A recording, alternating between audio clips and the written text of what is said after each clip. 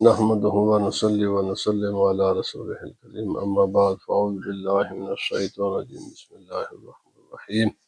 الصلاة والسلام عليك يا سيدي يا رسول الله وعلى آلك وأصحابك يا سيدي يا حبيب الله۔ درس سیرت النبی صلی اللہ علیہ وسلم میں آج ہجرت حبشہ سے جو ہمیں آج کے زمانے کے مطابق ہمارے لیے رہنمائی کا سامان ہے اور جو کچھ ہم اسے سنتے ہیں تو وہ انشاءاللہ دو چیزیں عرض کریں گے۔ پہلی چیز یہ ہے کہ نجاشی اس نے ایک تنکا اٹھایا اور اس نے کہا جب حضرت جعفر رضی اللہ تعالی عنہ نے تقریر فرمائی حضرت سیدنا عیسیٰ علیہ السلام کے بارے میں، تو اس نے کہا بھائی اس تنکے سے نہ کم نہ زیادہ، یعنی مقصد یہ ہے کہ جو کچھ اسلام نے سیدنا عیسیٰ علیہ السلام کے بارے میں رسول خدا صلی اللہ علیہ وسلم نے جو کچھ بیان کیا، آپ وہی ہیں۔ کیا ہیں؟ عیسیٰ علیہ السلام اللہ کے رسول ہیں، اللہ کے نبی ہیں۔ اللہ تعالیٰ نے اپنے قدرت کاملہ سے ان کو تخلیق فرمایا ہے اور بغیر باپ کے پیدا ہوئے ہیں، بغیر کسی دنیاوی سبب کے پیدا ہوئے ہیں۔ تو آپ ابن اللہ کا جو عقیدہ ہے یہ گھڑا گیا ہے عیسائیت، تو یہ تھا۔ تو اس سے ایک بات تو یہ پتہ چلا اشارے کہ جو بنیادی عقائد ہیں جن کی تعلیم تمام انبیاء کرام نے صرف ایک ہی عقیدے کی تعلیم دی۔ انبیاء کرام کی تعلیمات میں جو شرعی احکام ہیں ان میں فرق ہے، جو بنیادی عقائد ہیں تمام انبیاء کرام نے ایک ہی عقیدے کی تعلیم کی ہے۔ حضرت آدم علیہ السلام سے لے کر نبی پاک صلی اللہ علیہ وسلم تک اللہ سبحانہ و تعالی وحدہ لا شریک اکیلے ہی اس ساری کائنات کا خالق ہے اور وہی اس کائنات کو چلاتا ہے اور وہی عبادت کا مستحق ہے، اس کے سوا کوئی کسی کو عبادت کا استحقاق حاصل نہیں ہے۔ تمام جو پیغمبر رسول نبی اللہ پاک نے بھیجے سب کے سب حق ہیں، سچ ہیں اور سب اسی کے بھیجے ہوئے ہیں، سب نے اسی کا پیغام انسانیت کو پہنچایا ہے اور اللہ کا پیغام انسانیت کو پہنچانے میں انہوں نے کسی قسم کی کوئی کوتاہی نہیں کی۔ انسانیت کے رہنمائی کے لیے اللہ تعالیٰ نے کتابیں نازل کی ہیں، تمام انبیاء کرام نے ان کے حقانیت کا، اور فرشتے اللہ کا پیغام لے کر انبیاء کرام کی خدمت میں آتے ہیں، فرشتوں کا وجود اور قیامت، یہ بنیادی، اور مرنے کے بعد اٹھنا ہے۔ یہ زندگی جو دنیا کی زندگی ہے یہی زندگی نہیں، اس کے بعد کی برزخی زندگی ہے، پھر حشر کی زندگی ہے اور اس کے بعد جنت دوزخ کی، پھر عبدالآباد تک۔ تو اس بات کی تعلیم تمام انبیاء کرام نے دی ہے،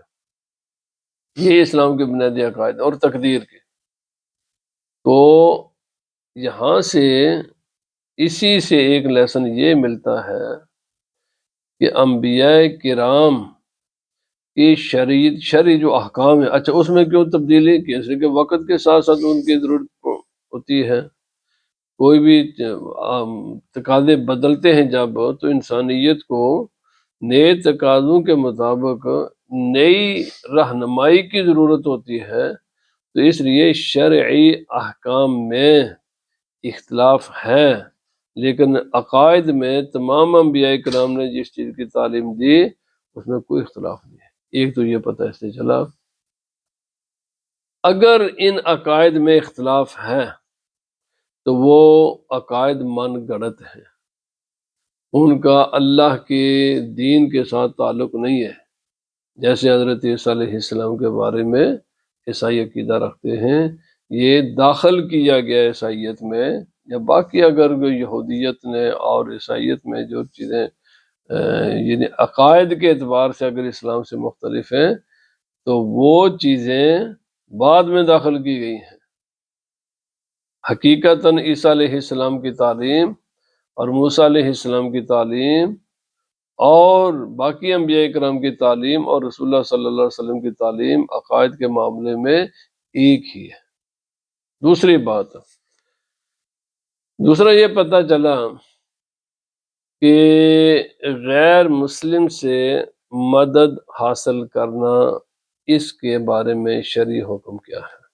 تو یہ بڑا اہم مسئلہ ہے، بس یہ بیان کر کے ختم کرتے ہیں۔ یاد رکھ لیں، دین کے معاملات میں غیر مسلم سے مدد لینا جائز ہے، لیکن دو شرائط کے ساتھ۔ دو شرائط کے ساتھ جواز تو ہے، لیکن اس کی دو شرائط مطلقاً جائز نہیں ہے۔ کسی بھی دینی مسئلے میں کسی بھی غیر مسلم سے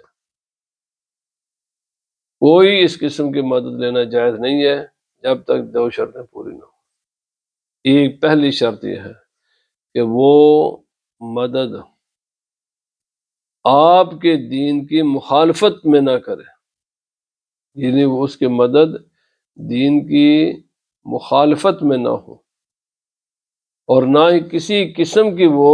شرط لگائے کہ یہ جناب اس کام پر یہ پیسہ خرچ ہو سکتا ہے جو کام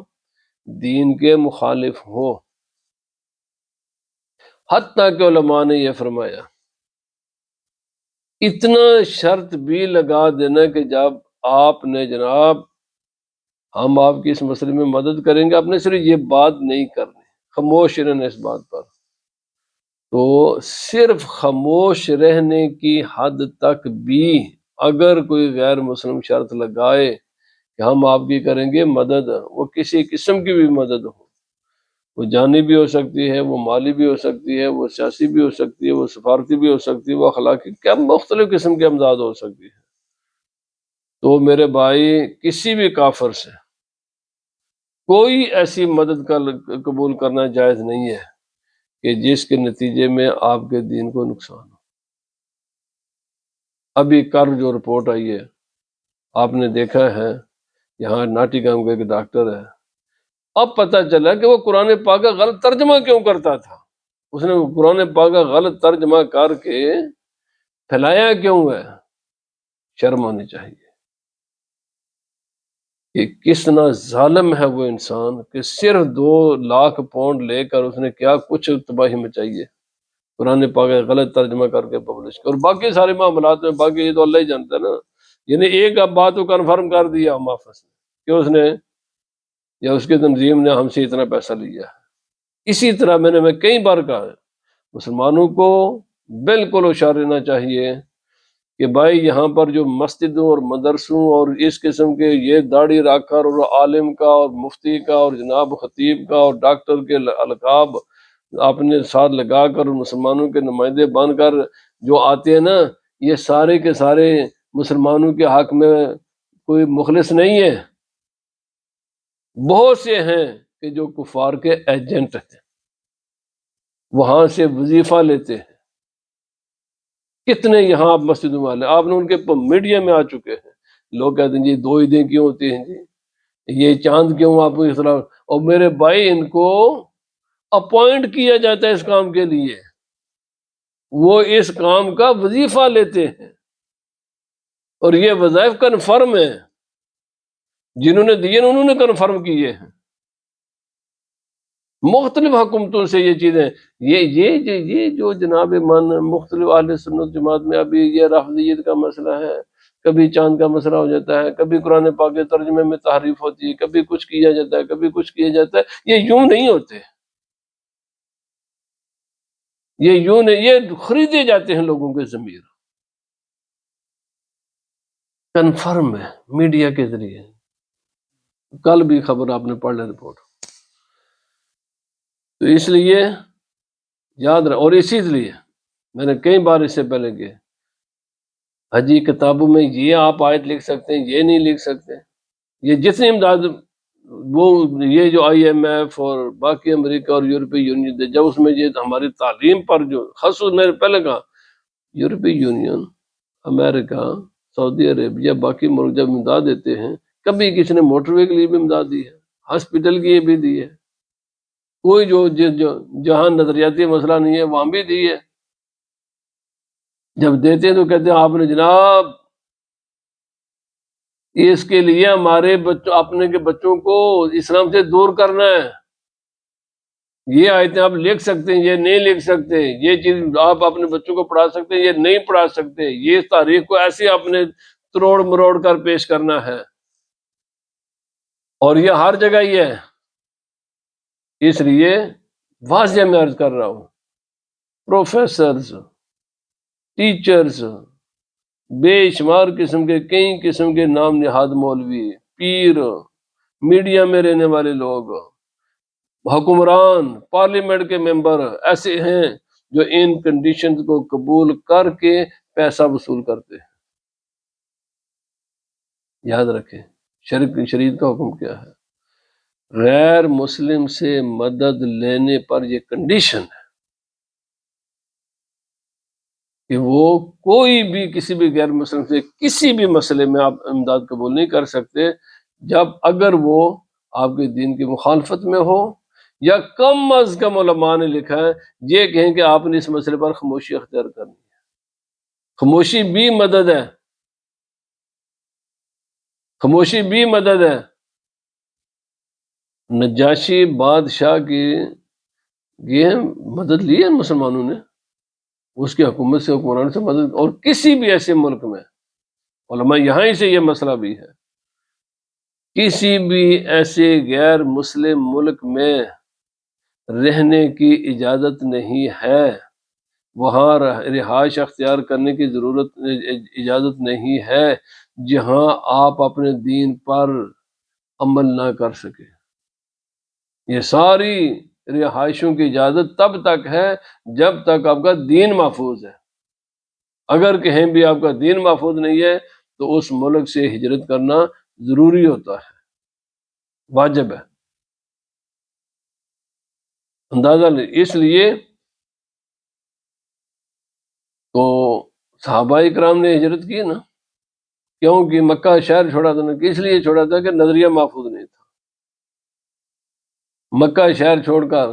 دوسری جگہ جانا واجب ہوتا ہے جب کسی انسان کا دین محفوظ نہ ہو، اور پھر آگے انہوں نے تمام کم از کم آپ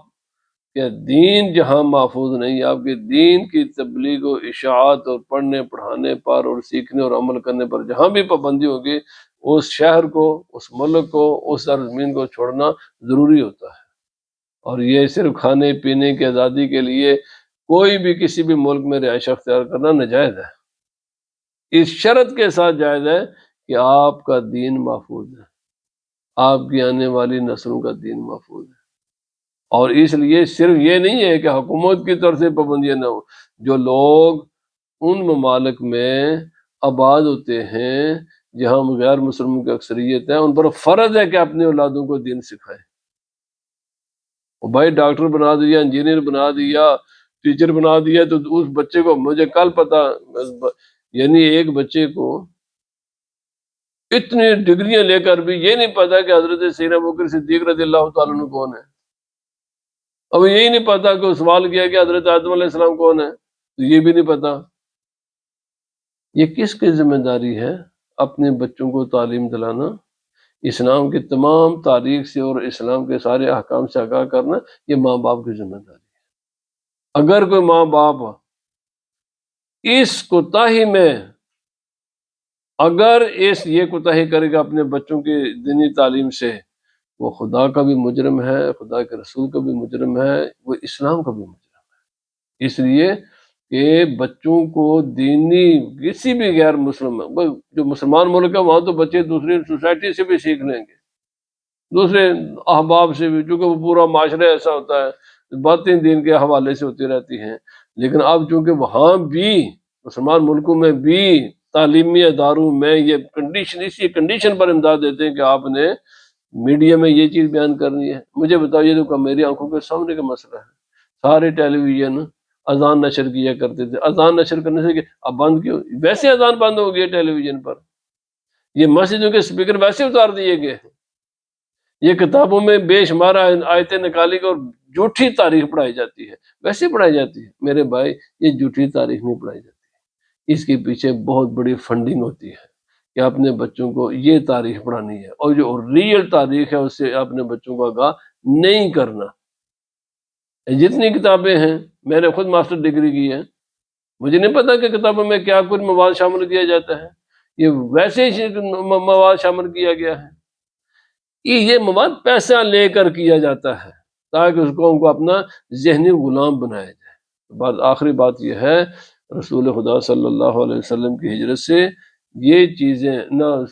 ہجرت حبشہ سے جو آپ نے اجازت دی ہے، یہ دو چیزیں بالکل واضح ہیں، کوئی کمپرومائز نہیں ہے اپنے دین پر۔ اس سے بہتر یہ ہے کہ انسان پھر اس جگہ کو چھوڑ دے، موت قبول ہوتی ہے کرنی چاہیے اپنے دین پر کمپرومائز کرنے سے، اور بہت بدبخت ہیں وہ حکمران جو ایسی کنڈیشنیں قبول کر کے تو پھر جناب پیسہ وصول کرتے ہیں، اسے تو بھوکے مار جانا 1000 گنا بہتر ہے۔ اللہ پاک ہمیں عمل کی توفیق